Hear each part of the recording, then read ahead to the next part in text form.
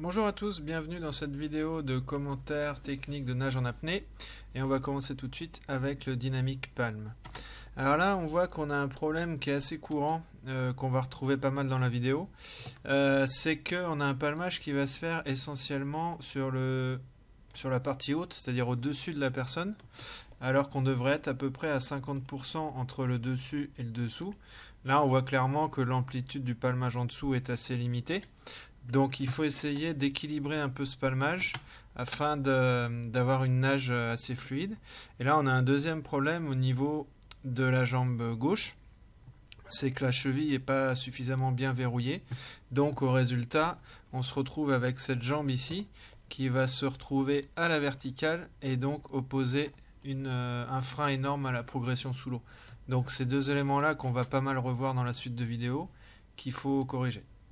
Alors là, l'ondulation, elle est pas trop mal réalisée. On va remettre un petit peu. Pas trop mal réalisée. Cependant, on a un petit souci au niveau de l'excursion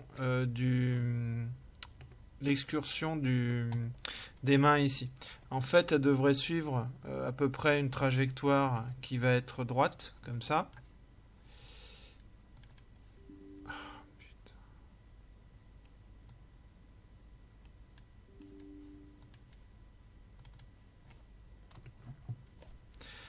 On y va. En fait, elle devrait suivre une trajectoire à peu près droite. Et là, on va voir que il y a voilà, les mains elles ondulent de haut en bas, alors que ça devrait être beaucoup plus stable à l'avant. Là, on le voit encore. Si je regarde un petit peu avec le curseur, on va se rendre compte que je vais remettre un petit peu en arrière. On va se rendre compte que les mains elles ont une excursion comme ça par rapport à la verticale, à l'horizontale, pardon, et ça c'est à corriger. Donc là, le défaut est encore plus visible ici. Donc là, la technique est pas mal. Par contre, il y a un petit problème dans la réalisation au moment où la palme termine son mouvement. Donc on va pouvoir le voir en regardant bien cette jambe ici. On va voir qu'en fait, à la fin du mouvement, il y a une cassure qui va se faire ici, au niveau de la jambe. Il y a une cassure qui va se produire et ensuite le pied va fouetter comme ça, comme pour donner un coup d'accélérateur sur la fin du mouvement. Alors ça, il faut éviter. Il faut avoir un mouvement qui rigidifie la jambe, c'est-à-dire qu'il faut que ce soit la rigidité de la jambe qui entraîne la palme jusqu'au bout et non pas désarticuler la jambe et la cheville afin de fouetter comme ça sur la fin du palmage. Alors là, l'ondulation, elle est mal amorcée parce que on devrait avoir ici une position droite. Et là, pour commencer, la position elle n'est pas droite. Donc il faut commencer, pour pouvoir réaliser l'ondulation comme il faut, par vraiment avoir une position horizontale dès le début, à l'amorce, ce qui évitera ensuite de faire travailler les jambes pour contrebalancer la position. Donc là on le voit encore, un même problème. Et alors forcément, quand il y a les bras comme ça qui se lèvent, on peut le montrer ici, quand il y a les bras qui vont se lever ici, forcément ça va appeler ici une réaction au niveau des jambes qui vont venir se positionner, mais le résultat ça va être une propulsion qui va pas être optimale, qui va pas être une réelle ondulation. Ça va juste propulser en avant, mais il n'y aura pas du tout d'hydrodynamisme dans le mouvement. Alors là, sur cette nage, il y a deux choses à corriger. Hop. La première, c'est que les bras, leur position n'est pas optimisée. Donc quand on nage en bipalme, on peut mettre soit les bras le long du corps, soit les bras devant. Par contre, si on met les bras devant, il faut qu'ils viennent se positionner rigoureusement comme ça, c'est-à-dire vraiment droit, vraiment en triangle, avec les mains posées l'une sur l'autre, loin devant. Et là, le problème, c'est qu'avec les mains comme ça, on crée des freins énormes à l'hydrodynamisme, ici. Voilà, voir ça sur le côté. Donc, éviter ça. Et on retrouve aussi le problème qu'on avait tout à l'heure concernant la symétrie du palmage par rapport au corps. On doit avoir ici et là normalement 50-50, et là on voit que le palmage se fait surtout au-dessus. Donc il faut se décoller un petit peu du fond et vraiment rendre son palmage symétrique pour gagner dans l'efficacité.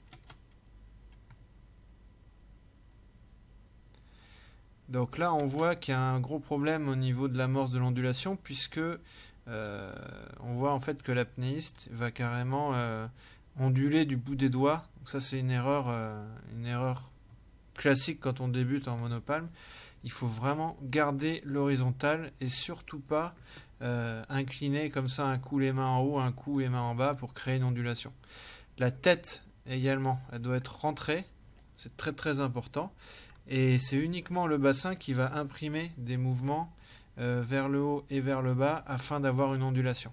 Mais surtout pas le haut du corps. Tout le haut du corps il doit être verrouillé, c'est vraiment un prérequis pour avoir une ondulation correcte.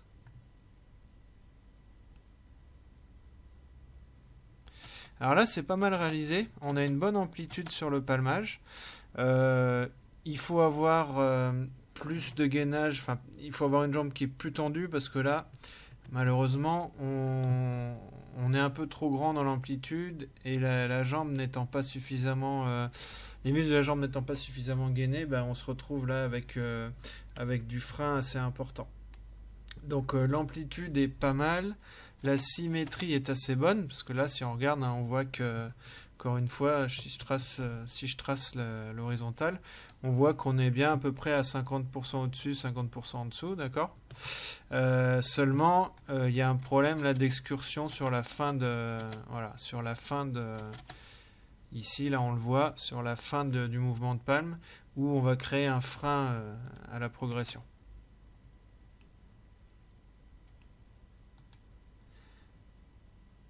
Alors là, cet ondule-là, ben, on retrouve encore des problèmes un petit peu classiques. Là, on voit qu'il y a une espèce de guidage qui se fait avec la main. Donc, bien évidemment, l'avant du corps, y compris la tête, très important, doit être rentré et aligné et ne surtout pas guider l'ondulation.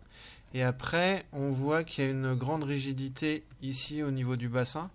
Et donc du coup, alors la flèche ne passe pas. Voilà. Il y a une grande rigidité au niveau du bassin qui fait qu'en fait tout l'avant du corps se monte dans une inclinaison comme ça. Et puis bah, les jambes qui sont derrière se plient en angle droit comme ça pour pouvoir prendre de l'élan. Et ensuite l'apnéiste va rabattre ses palmes en arrière pour se propulser. Bon, ça malheureusement c'est vraiment à proscrire parce que c'est pas du tout une technique efficace en termes d'ondulation et d'évolution sous l'eau. Donc il faut vraiment repartir du début, bien aligner le haut du corps, allonger le haut du corps, allonger les jambes et ensuite onduler au niveau du bassin. Voilà, on voit que l'excursion est beaucoup trop grande.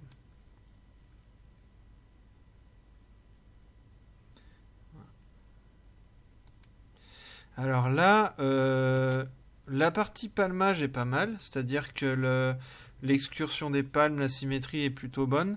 Par contre, si on voit souvent des gens qui sortent la tête vers le haut, bah là elle est clairement trop vers le bas. Hein. Là on crée un frein et en plus on n'équilibre pas forcément le corps en faisant ça. Alors de temps en temps on dit comme ça qu'on peut regarder en effet en baissant la tête pour voir si les genoux descendent bien comme il faut. Là c'est exagéré. Ça doit rester dans un but de correction et ça peut pas être en permanence. Donc là c'est trop quoi. Alors là si on regarde l'apnéiste du dessus, bah, on retrouve le défaut tout à l'heure hein, avec le petit fouettage au niveau de la cheville. Alors là il y a un problème à corriger. Il y a un problème à corriger au niveau du rythme de palmage. Je vais revenir un petit peu en arrière. Il y a un petit problème à corriger au niveau du rythme du palmage. Le palmage ne se fait pas de façon continue. Il y a une pause qui est faite quand les palmes arrivent en bas. Et ça, c'est à corriger. Parce qu'en palme, on a beaucoup moins de phases de glisse qu'on peut avoir par exemple en monopalme ou en sans palme. Donc il faut éviter les phases de glisse où les jambes vont être sorties. Parce que c'est une position qui n'est pas hydrodynamique. La position comme ça avec les jambes aux extrémités n'est pas hydrodynamique.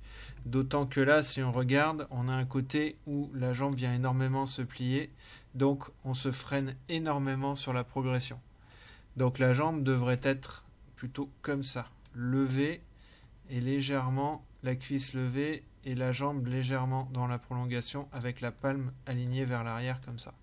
Voilà. Alors que là, on a une position qui n'est pas du tout correcte. On peut voir aussi que quand la palme remonte dans cette situation-là, en fait, elle ne va pas être propulsive. C'est-à-dire qu'elle va juste reculer par rapport au talon. Et il n'y aura pas de propulsion qui sera donnée par la palme. Donc ça, c'est perdu. C'est dommage.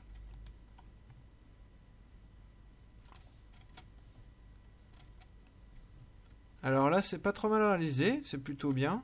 L'amplitude était correcte. On peut mettre un peu plus d'énergie dans le palmage. Alors là, il va manquer du lestage de façon assez évidente. Si on regarde la verticale, l'horizontale, pardon, on voit clairement ici que l'apnéiste est trop incliné. Donc ça veut dire qu'il n'y a pas assez de lest et qu'on essaie de compenser le manque de lest. Donc bien entendu, par rapport à ça, il faut ajouter un petit peu de lest pour corriger ça, pour après pouvoir regarder le palmage, qui m'a l'air pas mal réalisé, mais c'est difficile à évaluer tant que le lestage n'est pas corrigé. Alors là, on voit qu'on a le souci dont on parlait encore tout à l'heure, c'est que l'excursion du palmage se fait uniquement au-dessus du corps.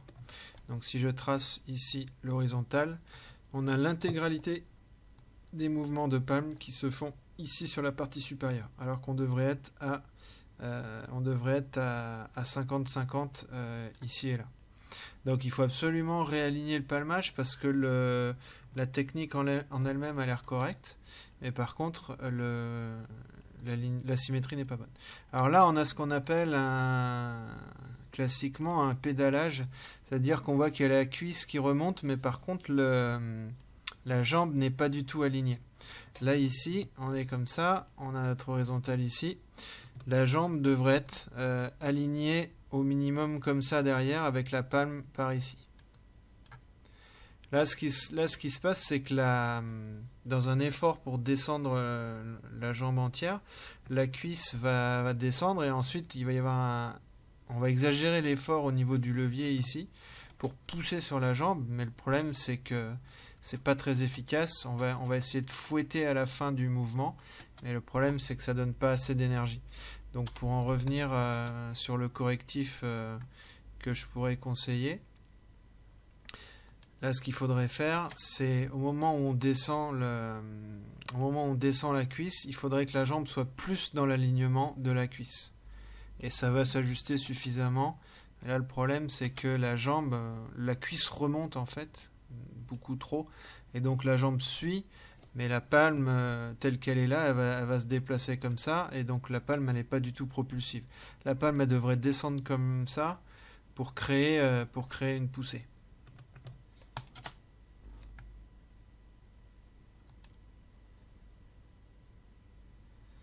Alors là, l'ondulation, elle n'est pas réalisée comme il faut.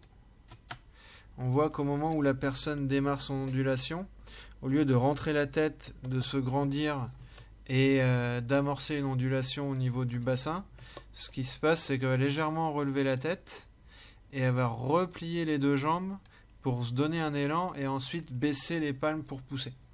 Donc ça, il faut revoir la technique d'ondulation là, à la base, avec un verrouillage à l'avant du corps et une ondulation vraiment du bassin et non pas au niveau des jambes et des cuisses.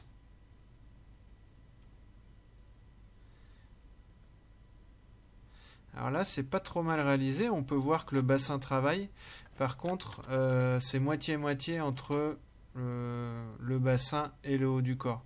Il faudrait que l'avant du corps reste droit par rapport à l'horizontale et que ensuite le bassin travaille. Parce que là, il travaille le bassin, mais il fait la moitié du travail.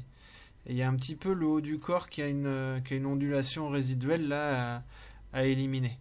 Donc bien verrouiller l'avant du corps, ce qui va avoir pour effet de donner toute latitude au bassin pour pouvoir propulser comme il faut.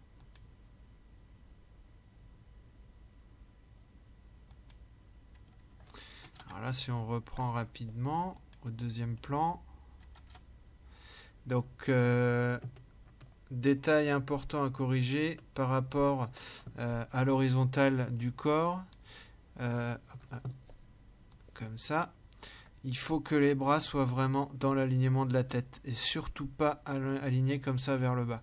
Parce que ça fausse l'amorce du mouvement d'ondulation et en plus ça crée un frein. Donc il faut bien corriger ça. Ne pas articuler ici les poignets et les bras pour laisser le bassin travailler comme il faut.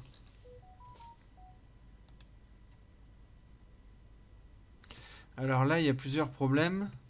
Le premier problème qui serait le plus important à régler, bien sûr, c'est le lest. Là, si je fais l'horizontale, on voit bien que l'alignement du corps est pas bon. Donc il faut ajouter au moins 1 kg, si ce n'est un peu plus. Et derrière ça, après, on pourra éventuellement vérifier au niveau du palmage. Mais là, ce qu'on peut voir déjà, sans trop s'avancer, c'est qu'il y a un problème ici au niveau de la position.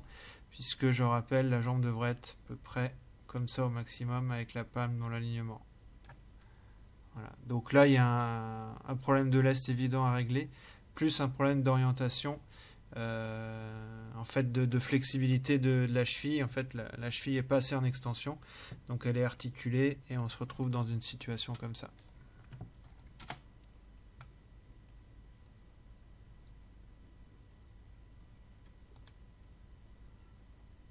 Donc là, c'est la même chose.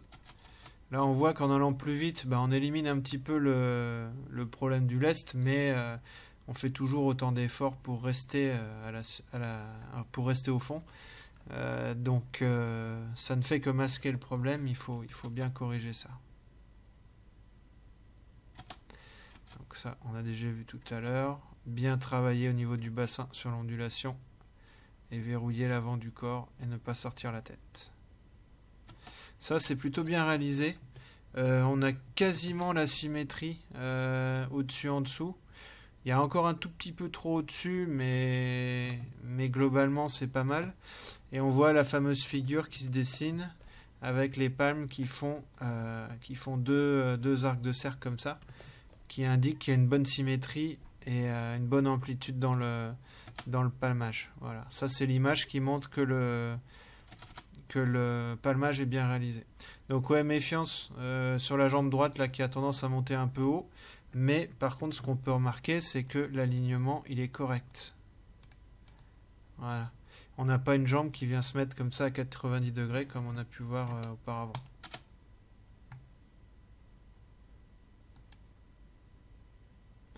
Là c'est plutôt bien réalisé également. C'est plutôt bien réalisé. Nager un petit peu plus bas, un petit peu plus profond. Et on passe au sans palme. Alors là, la glisse, elle est plutôt bien. On voit qu'il y a une bonne efficacité. Mouvement de jambes, mouvement de bras, c'est plutôt bien. Alors là, un problème important qui apparaît, c'est la tête. Vous voyez que la tête s'est sortie au moment de faire le mouvement de bras. Donc ça, il faut éviter parce qu'en fait... ça a plusieurs impacts, notamment ça va déconcentrer la personne et en plus ça va altérer la capacité à glisser. Donc là, la tête, elle n'est pas correctement positionnée. La tête, elle devrait être dans l'alignement du corps et surtout pas relevée en arrière de cette façon-là.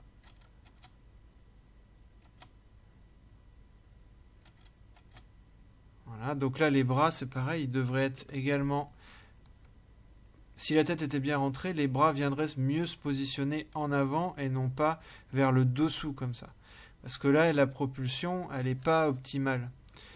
Si les bras sont bien dans l'alignement par rapport à l'horizontale, c'est-à-dire que si je dessine l'horizontale comme ça, si les bras sont bien dans l'alignement, on va avoir une propulsion qui va se faire par un déplacement d'eau dans ce sens-là. Si jamais on n'est pas bien orienté, le déplacement d'eau va se faire dans ce sens-là. Et donc on va perdre une partie de la propulsion qui va pas être orientée dans la direction qui nous intéresse. Il faut faire attention aussi à ne pas incliner tout le corps au moment où on va envoyer le mouvement de bras. C'est-à-dire à ce moment-là, au moment où on va tirer les bras sur le côté, il ne faut pas que le corps ondule de cette façon-là. C'est parasite et ça apporte rien au mouvement.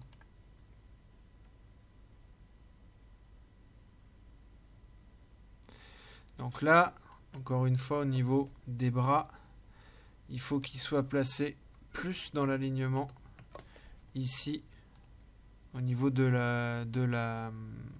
l'horizontale. Il faut que les bras soient vraiment dans le prolongement du corps. Là, ils sont trop bas, donc le problème, c'est que, comme dans le cas précédent, on perd une partie de la propulsion. Le mouvement de jambe est plutôt bien réalisé. Par contre, la glisse n'est pas très efficace à cause des bras qui sont mal positionnés. Alors là, on peut voir déjà les bras sont mieux positionnés. Par contre, on a évidemment un problème de lestage. Je dessine l'horizontale.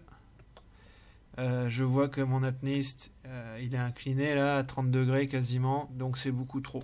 Donc dans cette situation-là, malheureusement, on se prive de toute possibilité de glisse efficace. Donc forcément, on a l'impression de ne pas avancer. Donc vraiment un problème de lestage à corriger. Alors là, il faut faire attention avec les jambes parce que les jambes, elles ont un mouvement qui est continu et qui n'est pas synchronisé avec les bras. Donc la glisse n'existe pas. C'est de la propulsion permanente, mais c'est pas très efficace en termes énergétiques. Donc il faut vraiment découper les bras et les jambes, faire les bras une phase de glisse, les jambes une phase de glisse. Donc là, même chose que tout à l'heure concernant les bras. Il faut vraiment que les bras soient dans l'alignement ici et non pas posés sur le devant. Donc là, la glisse est pas trop mal. On voit qu'après chaque mouvement, il y a une inertie. Donc, c'est-à-dire que le lestage est pas mal. Peut-être un tout petit peu à rajouter pour éviter ce phénomène là des jambes qui remontent à cause de l'alignement du corps. Mais corrigez bien les bras en premier. Donc là, le mouvement est assez bien réalisé. Alors attention au niveau des bras à ce moment-là. Je pense que les bras ne vont pas assez sur le côté avant de se rabattre.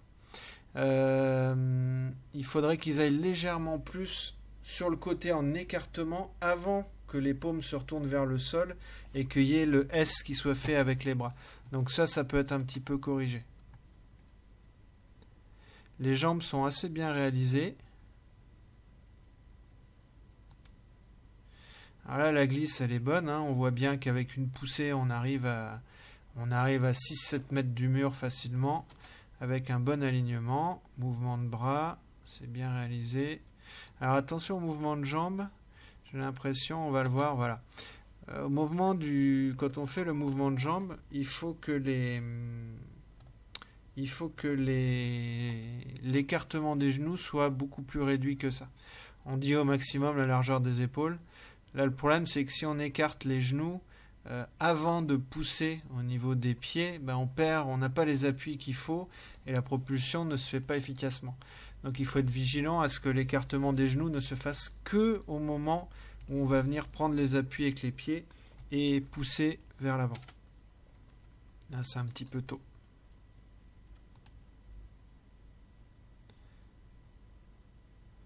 Là, c'est pas mal.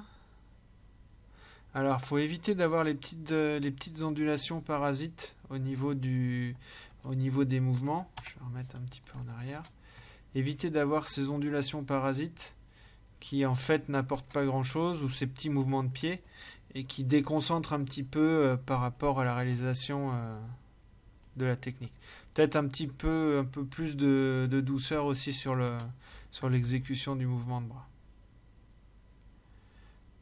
Donc là, c'est pareil, on a les pieds qui gigotent un petit peu là, donc il faut essayer d'éviter ça. Et surtout, essayer d'être plus horizontal, parce que là, on voit que les bras sont plus vers le bas. Alors, il y a peut-être 500 grammes de lestage qui manque pour éviter ce problème-là. Mais là, il faudrait que les bras viennent se positionner un peu mieux. Là, on voit que les bras sont carrément vers le bas et les mains qui remontent. D'accord ? On devrait avoir quelque chose d'aligné comme ça. Donc ça, c'est à corriger.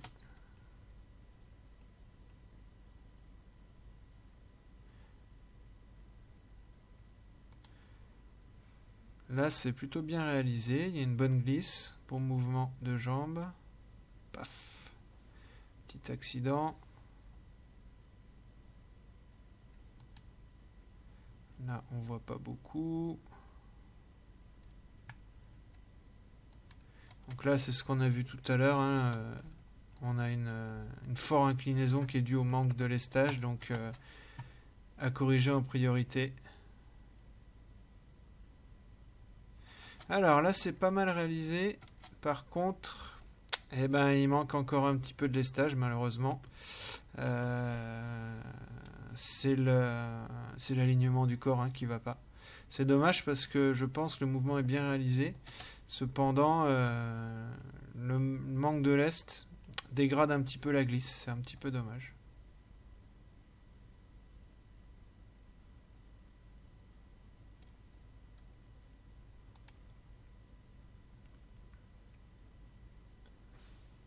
Alors là, il faut bien penser à laisser une petite pause entre le mouvement de jambe et le mouvement de bras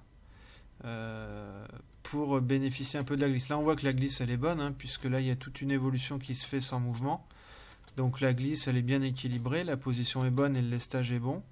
Par contre, évitez de synchroniser, de faire en même temps le mouvement de bras et le mouvement de jambe.